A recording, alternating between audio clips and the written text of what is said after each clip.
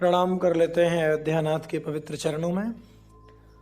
और रामचरितमानस के अनुसार राक्षस कहते किसे हैं? क्या कोई शरीर से ही राक्षस होता है या राक्षस की कोई अन्य परिभाषा है?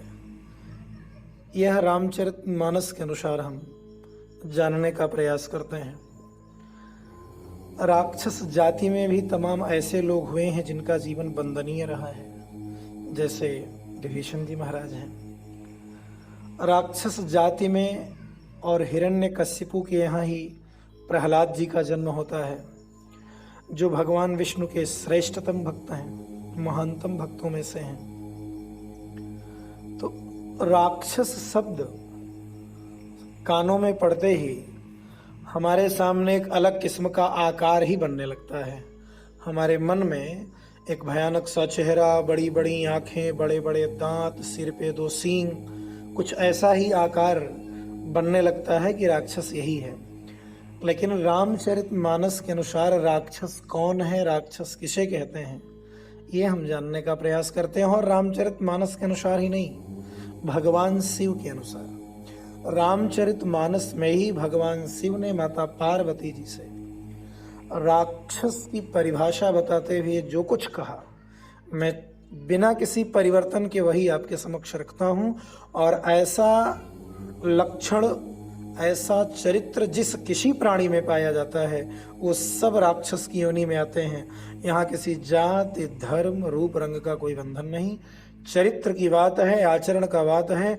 भगवान शिव स्वयं अपने श्रीमुख से माता पार्वती को राक्षसों का चरित्र बताते हैं, राक्षसों का लक्षण बताते हैं, राक्षसों का गुण बताते हैं। और गोस्वामी तुलसीदास जी महाराज ने अपने पावन पुनीत लेखनी से रामचरितमानस में जो कुछ लिपिबद्ध किया, जो कुछ लिखा, मैं वही बिना परिवर्तन के प्रस्तुत कर रहा हूँ। और इसको सुन करके हम अपने आप को उस चरित्र, उस आचरण से, उस लक्षण से दूर करें।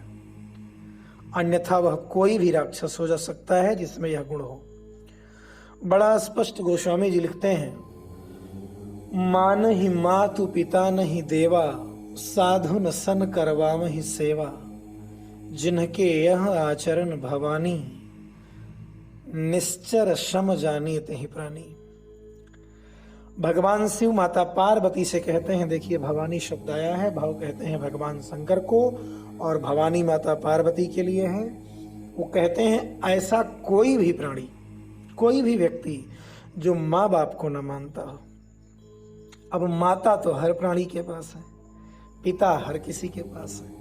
वो किसी जाति के हों, किसी धर्म के हों, किसी पंथ के हों, किसी संप्रदाय के हों, किसी वर्ग के हों, या जिस किसी को भी मानने वाले हों, किसी योनि के हों, पशु हों, पक्षी हों, मानव हों, दानव हों, यक्ष हों, किन्नर हों, गंधर्व, भूत प्रेत, किसी योनि में हो, माता पिता तो हर किसी के पास होते हैं। तो माँ बाप को भी ना मानने वाला व्यक्ति राक्षस ही होता है।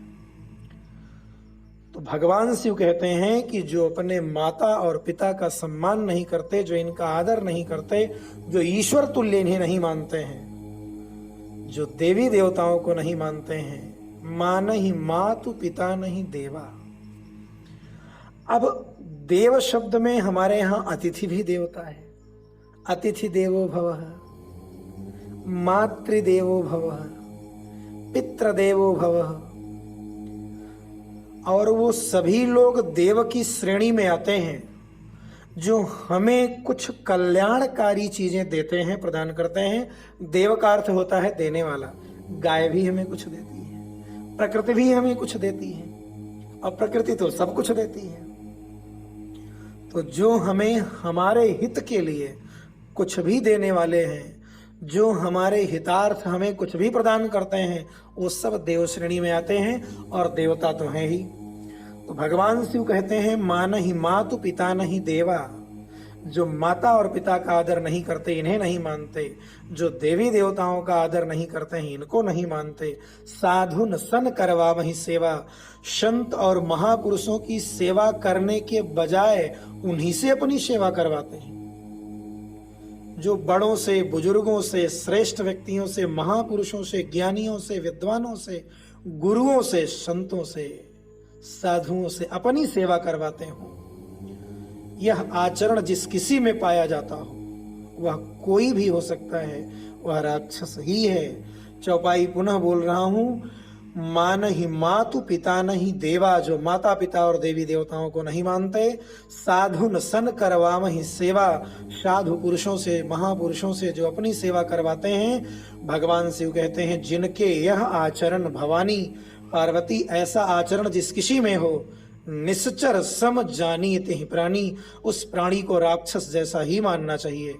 इससे सुंदर राक्षस की परिभाषा और क्या हो। ऐसा नहीं कि केवल सींग हो, राक्षस कुल में जन्म हो, भयानक चेहरा हो, बड़े दांत हो, डरावनी आंखें हो, तभी राक्षस है। इस आकार रूप में भी तमाम महापुरुष हुए हैं, और अच्छे शरीर को पा करके भी तमाम राक्षस जैसा जीवन जीने वाले लोग हुए हैं।